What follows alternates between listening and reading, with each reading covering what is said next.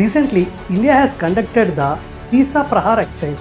ఈ తీస్తా ప్రహార్ ఎక్సైజ్ అనేది ఫ్యూచర్లో ఎప్పుడైనా 3 ఫ్రంట్ వార్ వస్తే ఆ 3 ఫ్రంట్ వార్లో మన యొక్క సిలిగురి కారిడార్ అనేది ఒక వల్నరబుల్ పాయింట్ అనమాట.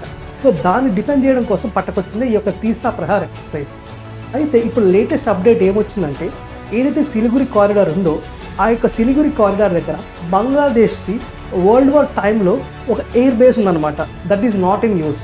ఆ యొక్క ఎయిర్ బేస్ని రివైవ్ చేయడం కోసం బంగ్లాదేశ్కి చైనా అఫీషియల్స్ రావడం, దాని యొక్క పొటెన్షియల్ని చూడడం జరిగిందనమాట.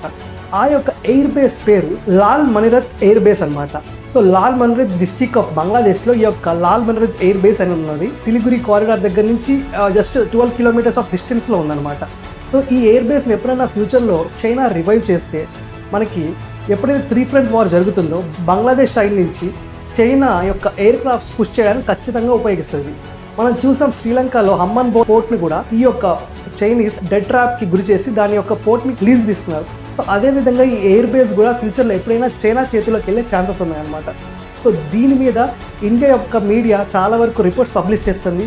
High intelligence or like NATO నుంచి కూడా ఇంటెలిజెన్స్ ఆఫీసర్స్ ఏం చెప్తున్నారంటే ఇండియా చుట్టూ ఉన్న neighbouring countries or like south ఏషియాలో ఇండియా చుట్టూ ఉన్న నైబర్స్ ఆల్మోస్ట్ ఇండియాని సరౌండ్ చేస్తున్నారు అని చెప్పి మనకు రిపోర్ట్స్ వస్తున్నాయి అనమాట.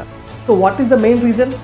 Economic growth of the India is the one of the key రీజన్గా చెప్పుకోవచ్చు. So everybody in the reason or like against our economic growth and war is only one situation where we can bring down the India's economic growth అని చెప్పి వాళ్ళ ideology.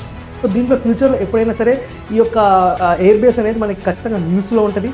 అదేవిధంగా చూసుకుంటే బంగ్లాదేశ్ ఈ యొక్క support ఎందుకు ఇస్తుందంటే బంగ్లాదేశ్లో ఇప్పటికీ కూడా యాంటీ ఇండియా సెంటిమెంట్ అనేది పెరుగుతూ వస్తుంది. ఈ యాంటీ ఇండియా సెంటిమెంట్తో పాటు మనం చూసుకుంటే Turkish influence, Turkish media influence కూడా చూస్తాం. టర్కిష్ ఇండివిజువల్స్ బంగ్లాదేశ్కి వచ్చి ఒక ఐడియా కాల్డ్ సుల్తానే బంగ్లా, అంటే దట్ ఈస్ గ్రేట్ బంగ్లా అని చెప్పి కూడా ఒక ఐడియాని వాళ్ళ మదుల్లో నాటడం, స్టూడెంట్స్ యొక్క బ్రెయిన్స్లో నాటడం జరుగుతుంది. So that is compromising of lot of the land from India also. So ఇలాంటి ఐడియాలజీ, ఎక్స్ట్రీమిస్ట్ ఐడియాలజీని ఈ యొక్క మొహమ్మద్ యూనస్ గారి గవర్నమెంట్లో బంగ్లాదేశ్లో బ్రీడ్ అవుతుందని చెప్పచ్చు అనమాట. సో దీని యొక్క సొల్యూషన్ అనేది ప్రస్తుతానికి మన చేతుల్లో లేదు. But whatever is there preventive steps అని చెప్పచ్చు. So this is all about the latest updates that we are getting from the Bangladesh.